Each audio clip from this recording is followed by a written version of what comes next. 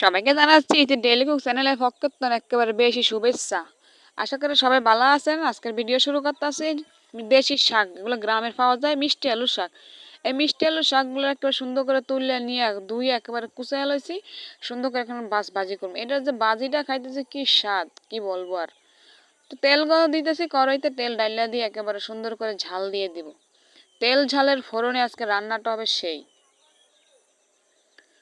পেঁয়াজ কুচি, রসুন কুচি এবং কাঁচামরিচ কুচি দিয়ে সুন্দর করে নাইরা ছেড়ে একটু ব্রাউন কালার করে নেব।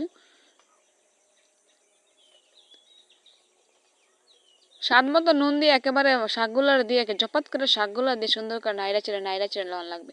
কি আর কমু বাইরান বন্ধুগণ, এই যে শাকবাজি দিয়ে কিন্তু গরম ভাত খাওয়া যায় 2 প্লেট, আর কোনো কিছুর প্রয়োজনও হয় না।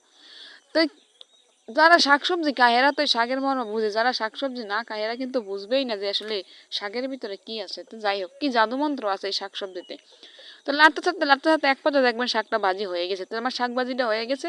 তো আমি কিছুক্ষণ নামায় দেখাইতেছি এটা কি সুন্দর হয়। আর শাক যদি গ্রিন কালার রাখতে চান তাহলে কিন্তু ডাইকা দিয়ে না, ডাকনা ছাড়া রান্না করবেন, তাহলে কিন্তু আমার মতো এরকম সুন্দর শাক ভাজির কালারটা গ্রিন থাকবে, চকচক চকচক করবে, দেখতে যত সুন্দর লাগে খাইতে কিন্তু ভক্তিটা আরো বেশি লাগে। তো এইবার রান্না করবো ডিম দিয়ে আলু দিয়ে। গরিবের রান্না মানে বুঝেনি তো, এটা দিয়ে সেটা দিয়ে এটা। শুক্রবার মানেই তো একটু কি আর বলবো, কিছু তো করার নাই। তো ডিম আলুর জন্য আমি 4টা আলু নিলাম আর 2টা হাঁসের আন্ডা নিয়ে নিলাম। এই যে 2টা হাঁসের আন্ডা বড় বড় আর 2টা বড় বড় 4টা বড় বড় আলু এগুলো কাটতে নিলাম। একটু মশলা রেডি করতেছি। 4-5টা পাকা মরিচ, পেঁয়াজ আর রসুন আর জিরা এগুলোর একটু সুন্দর শিলপাটায় দিয়া ভালো করে চাইপা ধরে যাইতে ধরে গসা বাইটালাম। পাড়াবাড়ি পর্ব শেষ করে চলে আসবো রান্নার কাজে। সুন্দর করে 2টা ডিমের পেঁয়াজ কুচিয়া ভাঙা লইছি। এখন এটা পিৎজা স্টাইলে দিয়ে সুন্দর করে বড় করে একেবারে চপাত করে উল্টাই দিয়ে ভাজ্যালাম। ভাজ্যা বেটা পিচি করে আবার কাটতে হলাম, এত কিছু দেওয়া যায় না। চুলায় তেল গরম করে নুন দিয়ে বাটা মশলাটা দিয়ে একেবারে গুঁড়া দিয়ে দিলাম। বাটা মশলাটা গুঁড়া দিয়ে এবার যখন একটু দেখবেন ভাজা ভাজা হয়ে গেছে তেলগুলা আর মশলাটা একটু ঝোড়া হয়ে গেছে, তখন দিয়ে একটু পানি দিয়ে দেবেন, হলদের গুঁড়ো দেবেন, মরিচের গুঁড়ো, এটা দিয়ে একটু গুঁটা দিবেন। নাড়াচাড়া দেওয়ার পর সুন্দর তেল উঠে কষায় লইবেন। কষানো হয়ে গেলে এবার দিয়ে দিবেন কুটাইনা রেখেছি আলুগুলা দিয়ে একেবারে সুন্দর করে নাইড়া সেরা মশলার লগে মিশাইয়া গুট্টা গাইটটা লই একেবারে কষায় লইবেন।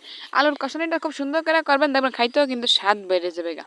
তো কষানির পর একটা দেখবেন আস্তে আস্তে কষা যাবে গা, তেল মশলা ছাইড়া যাবে। তো আমি এই পর্যায়ে বলি, আপারা বাইয়েরা আমার নতুন ভিউয়ার্স আছেন যারা, সকলের প্রতি অনুরোধ রইল অবশ্যই আমার চ্যানেলটি সাবস্ক্রাইব করে দিয়ে আমাকে সহযোগিতা করবেন। আর ভিডিও দেখার পর ভালো লাগলে অবশ্যই এটি লাইক করে দিবেন।